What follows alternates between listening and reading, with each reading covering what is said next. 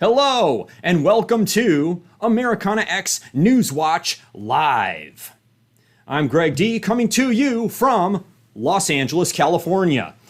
Today on the Newswatch, this election will be about civility versus anarchy. Next story. No, we are not in this together. Third story. Protesting against the protesting. All today on Newswatch Live. This is a commentary show that brings a common sense perspective to our weekly news cycle. This show is for conservatives that care about what's going on behind the sensationalized headlines.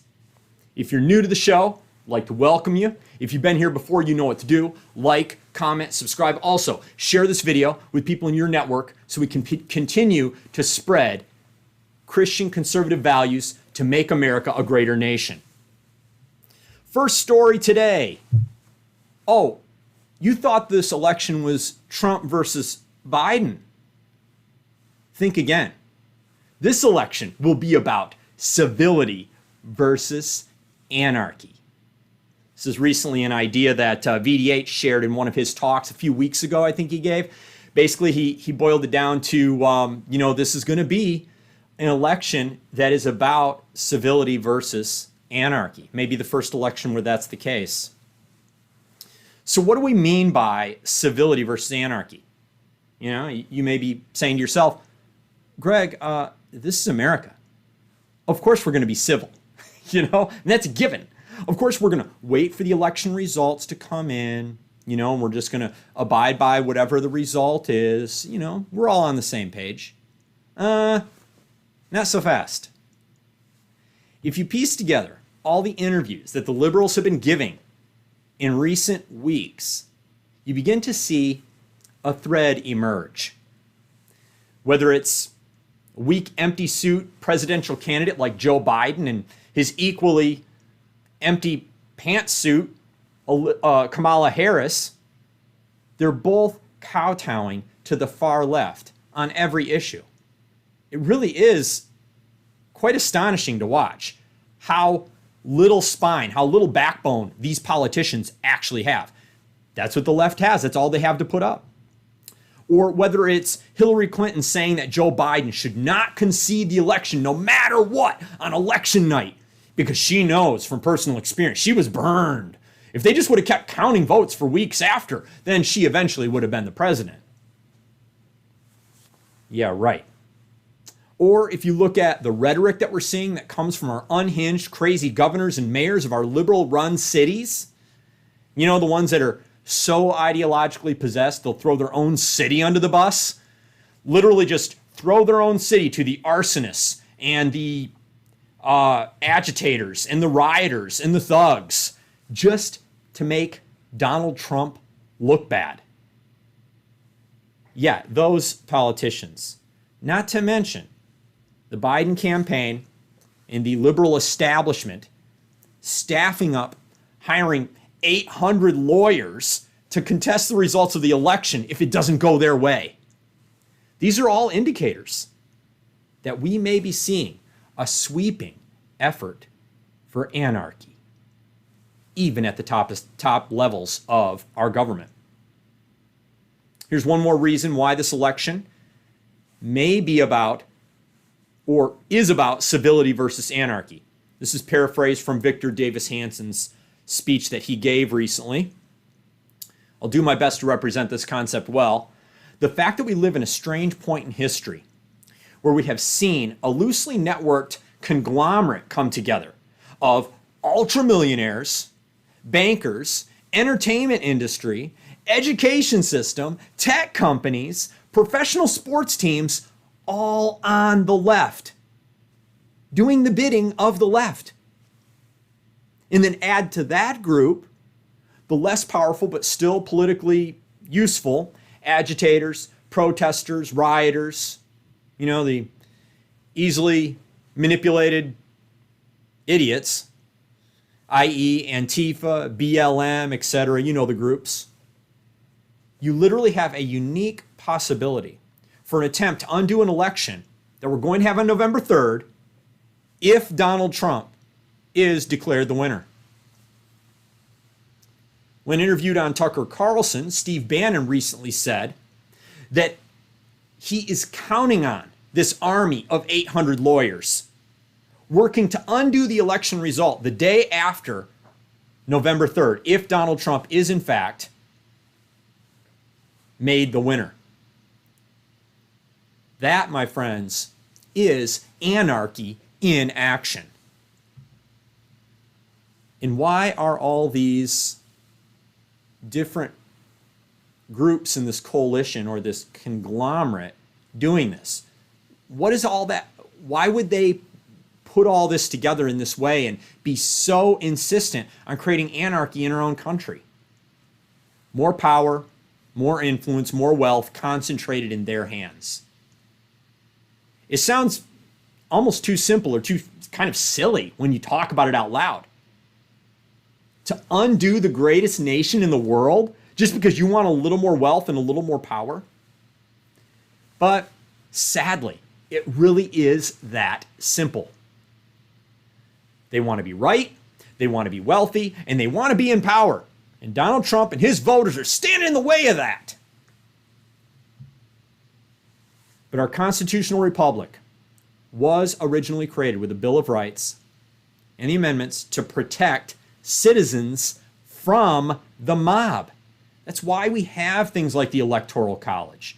That's why there was this really beautiful, nuanced system built from the beginning, from the founding of our country, to hold the country together and save it from the uprise of a violent minority exacting their will on normal citizens. You know, this loud, vocal, bullying minority basically destroying the normal citizenry of a great nation? Yeah, that's what's at stake in this election. Victor Davis Hanson, this is a quote from his talk, open quote, "This election will be one of the top 5 most important elections of American history," close quote.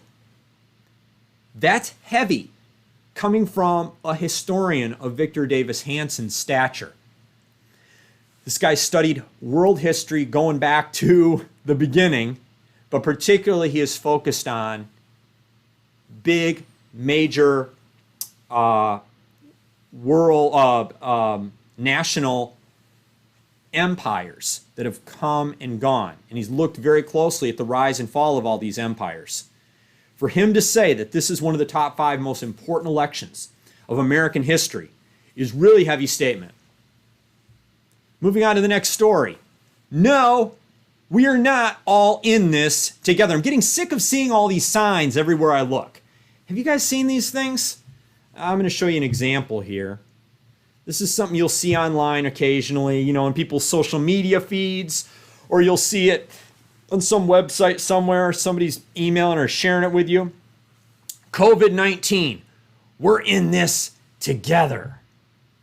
Well, every time I see one of these signs, and by the way, they're all over Los Angeles right now too, I just feel like I'm hearing some liberal speak to me, you know? Like I just feel like I have this person over my shoulder saying, yeah, as long as you're down with this sort of this top-down authoritarian rule, then we're all in this together. You know, I can just hear a liberal saying, yeah, thanks for cooperating. Now that you're complying with what I told you to do, and now that we're clear that I'm in charge of you, we're all in this together. I know the masks, they don't actually do anything. They're just a way for me to do some kind of weird, ridiculous, petty power grab so I can have sense of power and control over you. But hey, we're all in this together. All these mask policies, you know, I guess they do give the Karens, the busybodies of the world, something to do. You know, I mean, I guess that's a plus that we can point to. It is a misplaced sense of significance and importance, but it is a feeling of significance and importance nonetheless. Newsflash to all the busybodies out there. You're not contributing to society by turning people in that aren't wearing masks? No, we are not all in this together. Moving on to the next story. Have you guys seen this in all your social media feeds the last few weeks? There is a backlash against the protesting. It's protesting against the protesting. It's been funny really to watch all these different groups begin to sort of coalesce, to sort of come together and say, how can we go on out in public, film ourselves on our own social media, create our own media storm of people smiling, having a good time, partying, enjoying their freedoms, enjoying America for how great it is. You've got boat parades, truck convoys that have been going around the country, people gathering in the streets, singing and dancing to patriotic music. There was even a group of people on September 15th, I saw a little bit of this in one of the social medias, where they were going around, and they're all over the country, doing this sort of peaceful stop wearing the mask events, like a flash mob of people that weren't going to wear masks. Like the big rebellion is, we're taking a mask off. I think it's kind of funny. I'll show you a few images that I found this last week that this really reflects more to me what's going on out there than all the polling. You can see all the polling. The polling is very all over the place right now. They have one poll that shows Biden's up. They got another poll that shows that Trump is closing the gap. They really can't be trusted. But what you can see is an undeniable surge of populist, I guess you'd say, energy on the right, where you just don't have that energy at all on the left. Here's another image, all the boats out in the water. These people, they're just having a good time, They are, you can see all these flags. They're driving around in their boats. They're just basically celebrating what's great about our country. Here's one of the convoys, one of the lead vehicles in a convoy. Here's another image of these people. Look at this. This guy's smiling, having a good time. There's no arson here. There's no people being beat up in the streets. There's nobody getting murdered, And then here's people, end the lockdown. Donald Trump 2020, no more bullshit. These people are basically just going out in the streets, expressing themselves in a positive way. It's really a very cool thing to see. And what this got me thinking about is why the protesting of today, I guess you'd say the left protesting, the violent, or the protesting that doesn't care if it devolves into violence or not. It doesn't even have a priority about it. It just, hey, if it happens, it happens. You just got to let the people do it. That's the media's excuse for it, right? Who said protesting has to be peaceful? Anyways, so what I was thinking about is why the protesting of today doesn't wash the same way that the protesting of the 60s going to the 70s did. And this is what I came up with. This is kind of the conclusion I'm coming to right now. It was easier to hide the narcissism and the self-centeredness of the protesters in the 60s than it was today. For one, we didn't have social media. We didn't have internet at that time. So you only had a few channels that were even covering the news at all. So what you saw in the newspaper, they had newspapers that they'd read back then, magazines and TV was the only way that you got your news. So if they wanted to represent the protesters as the real heroes of that day, a lot easier to spin that narrative. It would have been easy to say that the way that the protesting, when they were protesting the Vietnam War, the Berkeley free speech protesting, all this stuff was cast as like the countercultural movement that was more self-actualized than the stuffy, stodgy, conservative, old school generation that were currently running things, which was their parents. It's basically just, kids rebelling against their parents. But at least back then, in the 60s, you could kind of say at least it had kind of a flair or a feeling of originality. This group of protesters, it just does not ring true. It doesn't ring the way that the old protesting did. And because we have social media now, it's easier to see their narcissism and their self-centeredness and their pettiness and their spoiledness coming through. You know, there's still the liberal media on their side because liberals, the media is liberal and they're going to shill for anything liberal. And protesting by nature, well, look at the 60s. That was positive, right? Protesting was a good thing. So protesting now must be good too, right? Maybe not. Maybe they jumped the shark. But here's the truth. The narrative that the free speech, free love, and the posture of the liberals back in the 60s that was seen as more compassionate than the conservatives was always horseshit. The same way that our protesting by liberals today is also horseshit.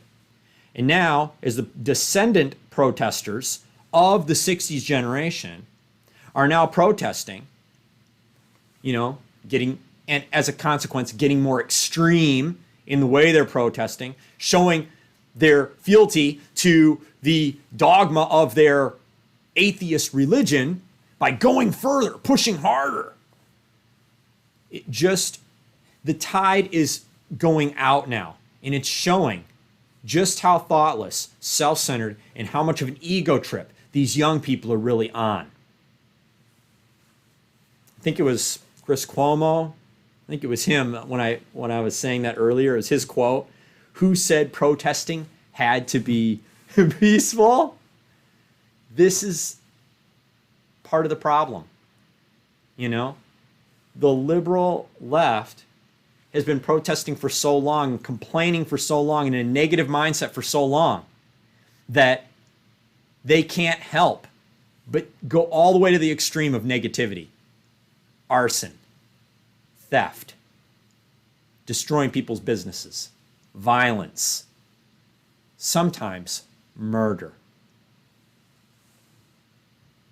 I guess if you were to draw a contrast, you could say that all the people protesting with the truck caravans and the boat parades and the dancing in the streets to patriotic music, they might say to Chris Cuomo, who said that protesting had to be angry, violent, antagonistic, and filled with vitriol? And so this is what we see now. We see the contrast beginning to form. And this is why we could say that this election coming up in November is going to be about civility versus anarchy. Are you going to be a truly peace-loving, pro-America attitude about things and vote in that direction? Or are you going to be one of these people that is filled with anger and spite and vitriol and protesting out of that mood and that attitude? Honestly, I think that these people are going to gas out. That's my take on it right now. You know, I know there's actually a lot of conservatives out there that are somewhat pessimistic about it. They have a certain amount of cynicism that they carry. I do understand that. But I honestly still see that we live in a great country, and the founding fathers, the way they founded our country, the way that they built the system, that the foundation of what our country's been built on, I think people are going to come back to that. And this is why I still maintain that civility will prevail. I don't know. What do you guys think? Do you agree with me that civility is going to prevail over anarchy? My prediction is Donald Trump's going to win in a landslide. It's going to be difficult for them to even use this sort of jimmy rigging with the whatever it is, the mail-in ballots or all that nonsense that's going on there. It's going to be difficult for them to even leverage that against him because he's just going to win in such a landslide it's not even going to matter.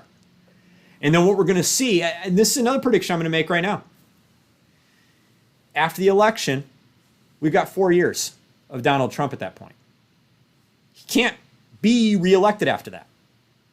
I honestly think that the young people that are doing all this protesting, and they're very angry, and there's honestly a lot of it's LARPing.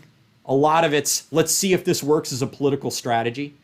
Once they see that that's not working anymore as a political strategy, I think we're going to see a gradual shift. Maybe there'll be some holdovers that are going to riot for a while or protest. But I honestly see a dying out of the protesting as we get into 2021. And I think we're going to see a complete turnaround. So, hey, I don't know. I could be totally wrong on that. I'm not using a poll to tell me that. I don't know. Tell me what you think in the comments section. Tell me if you think Civility is going to win or Anarchy is going to win in this 2020 election. This has been another episode of Americana X Newswatch. I'm Greg D, coming to you from Los Angeles, California. We will see you next time.